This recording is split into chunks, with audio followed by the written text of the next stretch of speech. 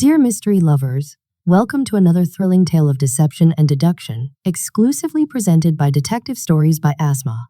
The case of the perfect maid. Oh, excuse me, ma'am, could I have a word with you? This request might have seemed unnecessary, considering that Edna, the young maid working for Miss Marple, was already speaking to her. However, recognizing the familiar phrase, Miss Marple replied promptly, "Of course, Edna. Come in and close the door. What is it?" Edna obediently shut the door, stepped forward, nervously fidgeted with the corner of her apron, and swallowed a couple of times. "Yes, Edna?" Miss Marple encouraged. "Oh, ma'am, it's about my cousin Gladys." Miss Marple's mind immediately jumped to the worst, unfortunately, the most common assumption. "She's not in trouble, is she?" "Oh no, ma'am, not at all. Gladys isn't that kind of girl. It's just, she's quite upset. She lost her job." "Oh dear, I'm sorry to hear that. She was working at Old Hall, wasn't she? For the Mrs. Skinner?" "Yes, ma'am, that's right.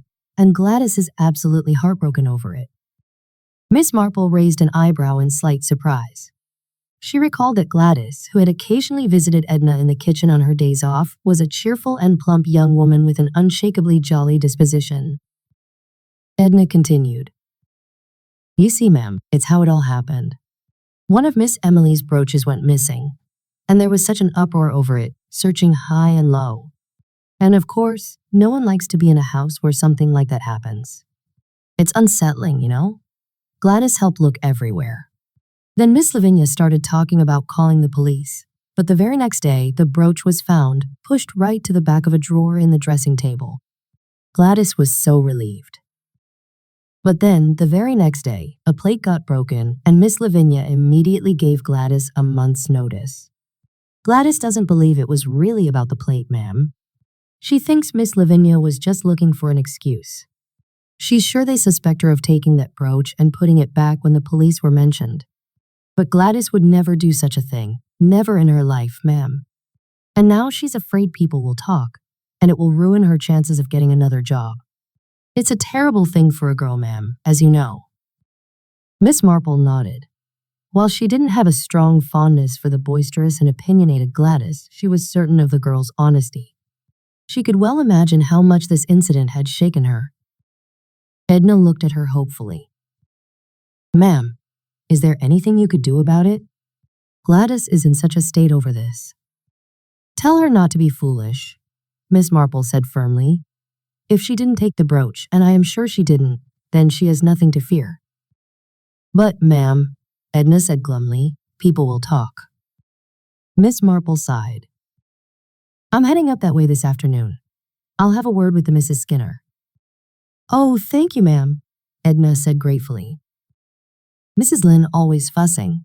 I don't wonder at that either. Mrs. Carmichael's Janet, who is a fixture, of course, though in my opinion, she's the most disagreeable woman and absolutely bullies the old lady." "Then don't you think you might reconsider your decision about Gladys? She really is a nice girl. I know all her family, very honest and superior." Miss Lavinia shook her head. "I've got my reasons," she said importantly. Miss Marple murmured, "Your missing brooch, I understand." "Now who's been talking?" "I suppose the girl has," Miss Lavinia said sharply. "Quite frankly, I'm almost certain she took it and then got frightened and put it back. But of course, one can't say anything unless one's sure." She changed the subject abruptly. "Do come and see Miss Emily, Miss Marple. I'm sure it would do her good." Miss Marple followed meekly as Miss Lavinia knocked on a door, was bidden to enter, and ushered her guest into the best room in the flat, most of the light of which was excluded by half-drawn blinds. Miss Emily was lying in bed, apparently enjoying the half-gloom and her own indefinite sufferings.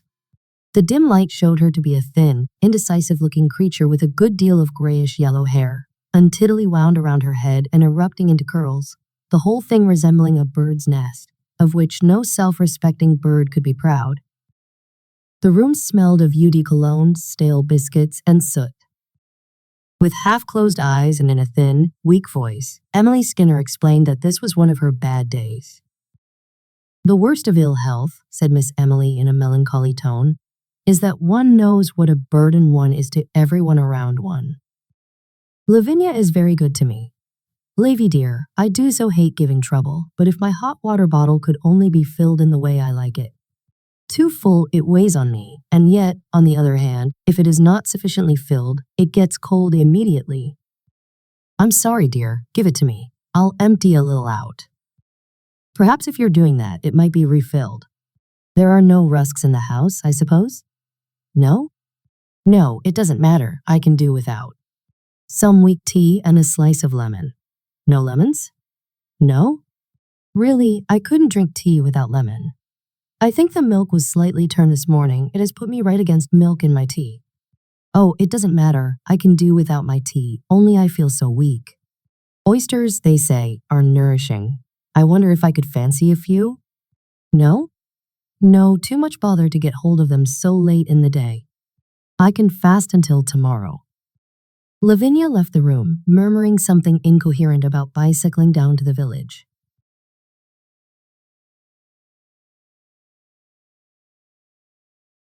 Miss Emily smiled feebly at her guest. I do hate giving anyone any trouble. Miss Marple told Edna that evening that she was afraid her embassy had met with no success. She was rather troubled to find that rumors about Gladys's dishonesty were already going around the village. In the post office, Miss Weatherby tackled her. My dear Jane, they gave her a written reference saying that she was willing, sober, and respectable, but saying nothing about honesty. That seems to me most significant. I hear there was some trouble about a brooch. I think there must be something in it, because one doesn't let a servant go nowadays unless it's something rather grave. They'll find it most difficult to get anyone else. Girls simply will not go to Old Hall. They're nervous coming home on their days out. You'll see, the Skinners won't find anyone else, and then perhaps that dreadful hypochondriac sister will have to get up and do something. Great was the chagrin of the village when it was made known that the Mrs. Skinner had engaged, from an agency, a new maid, who, by all accounts, was a perfect paragon. A 3-year reference recommended her most warmly. She prefers the country and actually asks for less wages than Gladys. I really feel we have been most fortunate, Miss Lavinia declared. Well, really, said Miss Marple, to whom these details were imparted by Miss Lavinia in the fishmonger's shop. It does seem too good to be true. It then became the opinion of St. Mary Mead that the paragon would cry off at the last minute and fail to arrive. None of these prognostications came true, however, and the village was able to observe the domestic treasure, by name Mary Higgins, driving through the village in Reed's taxi to Old Hall. It had to be admitted that her appearance was good, a most respectable-looking woman, neatly dressed. When Miss Marple next visited Old Hall on the occasion of recruiting stall holders for the vicarage fete, Mary Higgins opened the door. She was certainly a most superior-looking maid, at a guess, 40 years of age, with neat black hair, rosy cheeks, and a plump figure, discreetly arrayed in black with a white apron and cap. Quite the good old-fashioned type of servant, Miss Marple explained afterward, and with the proper, inaudible, respectful voice so different from the loud but adenoidal accents of Gladys. Miss Lavinia was looking far less harassed than usual, and although she regretted that she could not take a stall owing to her preoccupation with her sister, she nevertheless tendered a handsome monetary contribution and promised to produce a consignment of pen wipers and baby socks. Miss Marple commented on her air of well-being. I really feel I owe a great deal to Mary. I'm so thankful I had the resolution to get rid of that other girl. Mary is really invaluable, cooks nicely, waits beautifully, and keeps our little flat scrupulously clean. Mattresses turned over every other day, and she is really wonderful with Emily. Miss Marple quickly inquired about Emily. Oh, poor dear, came the response. She's been feeling quite unwell lately. Of course, it's not her fault, but it does make things a bit difficult at times, asking for certain dishes to be made, then saying she can't eat when they arrive, only to want them again half an hour later. Everything ends up spoiled and has to be prepared all over again. It certainly adds to the workload, but thankfully, Mary doesn't seem to mind at all. She says she's accustomed to caring for invalids and understands them. It's such a relief. Dear me, said Miss Marple, you're very fortunate. Yes, indeed. I truly feel Mary was sent to us as an answer to prayer. She sounds, said Miss Marple, almost too good to be true. If I were you, I'd be a little cautious. Lavinia Skinner failed to grasp the meaning behind this remark. Oh, I assure you, I do everything I can to keep her comfortable. I don't know what I'd do if she left. I don't expect she'll leave until she's ready to, said Miss Marple, fixing her hostess with a steady gaze. Lavinia responded, if one has no household worries, it truly lifts such a burden off one's mind, doesn't it? By the way, how is your little Edna coming along? She's doing quite well, not exceptional, of course, not like your Mary. But I do know all about Edna since she's a village girl. As Miss Marple stepped into the hall, she overheard a frail voice raised in irritation.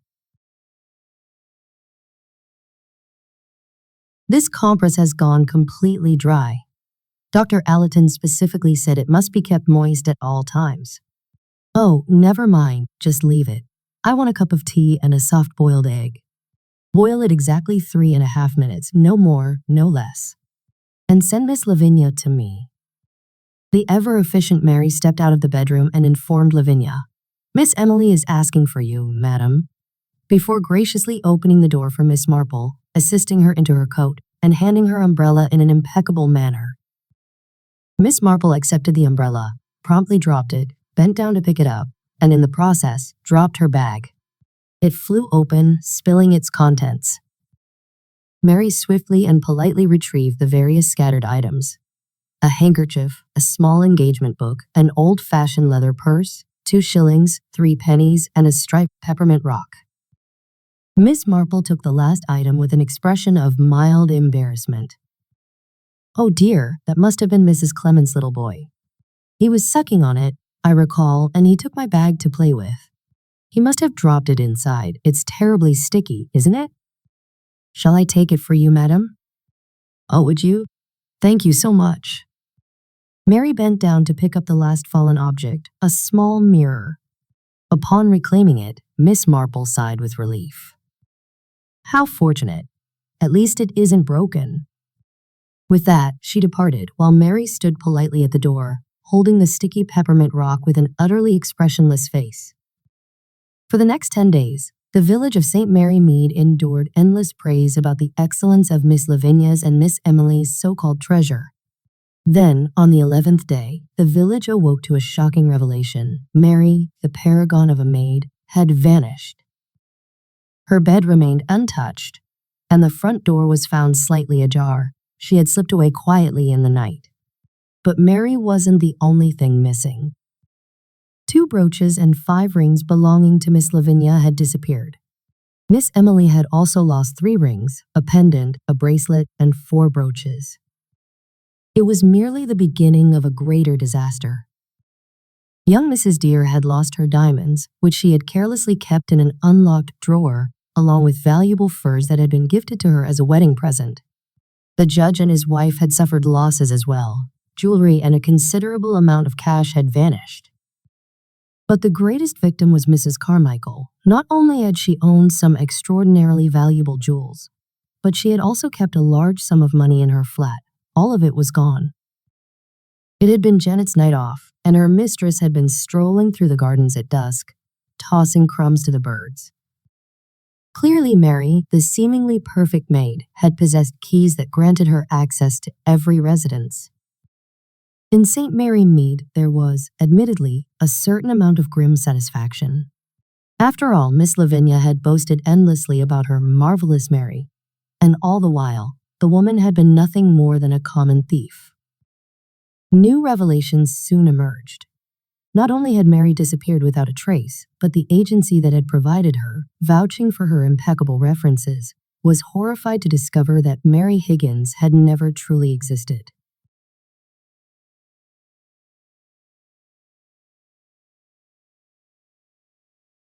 Her name had belonged to an actual, respectable servant who had once worked for the sister of a dean. However, the real Mary Higgins was living a peaceful life in Cornwall, far removed from any scandal. Brilliant, admitted Inspector Slack grudgingly. Damn clever, if you ask me. And if you want my opinion, he added, that woman is working with a gang. There was a nearly identical case up in Northumberland last year. A year had passed, yet the stolen valuables were never recovered, and Mary Higgins remained elusive. Inspector Slack, ever confident, was determined to succeed where others had failed. Damn clever, the whole thing, he admitted. If you ask me, that woman's working with a gang. There was a case just like this up in Northumberland. Despite his relentless efforts, weeks passed with no sign of Mary. Inspector Slack intensified his investigation, working tirelessly to track her down, but she remained triumphantly at large. Meanwhile, Miss Lavinia continued to lament the betrayal, and Miss Emily became increasingly distressed. So unsettled was she that, for the first time in years, she actually summoned Dr. Hawk. The entire village, of course, was eager to learn the doctor's opinion on Miss Emily's long-claimed ailments, though no one could ask him directly. Fortunately, valuable insight was provided by Mr. Meek, the chemist's assistant, who was courting Clara, Mrs. Price Ridley's maid. Word soon spread that Dr. Hawk had prescribed a mixture of asafoetida and valerian, well known, according to Mr. Meek, as the standard remedy for malingerers in the army. Shortly after, Miss Emily, displeased with her recent medical scrutiny, announced that her health required her to be near a specialist in London who properly understood her condition. It's only fair to Lavinia, she insisted. Consequently, the flat was put up for subletting. A few days later, Miss Marple, looking slightly flushed and flustered, made her way to the police station in Much Benham and asked to see Inspector Slack. The inspector, who held little fondness for Miss Marple, begrudgingly agreed to speak with her, especially since Colonel Melchett, the chief constable, seemed to hold her in high regard. "Good afternoon, Miss Marple. What can I do for you?" "Oh dear," she said, looking slightly anxious. "I really hope I can explain this properly. It can be so tricky to express oneself clearly, don't you think?" She hesitated. "No, perhaps you wouldn't. You see, I was never taught in the modern way, just a governess, focusing on the dates of English kings and bits of general knowledge. Dr. Brewer, for example. 3 types of wheat disease, blight, mildew, and… Now, what was the third? Was it something else?" "Oh, no. Miss Marple waved a hand. "I meant it as an example.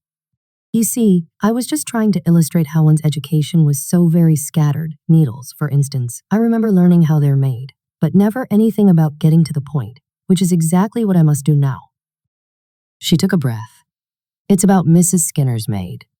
Not Mary Higgins, no, I mean the second girl, Gladys Holmes. A most impertinent young woman, and altogether too pleased with herself, but strictly honest.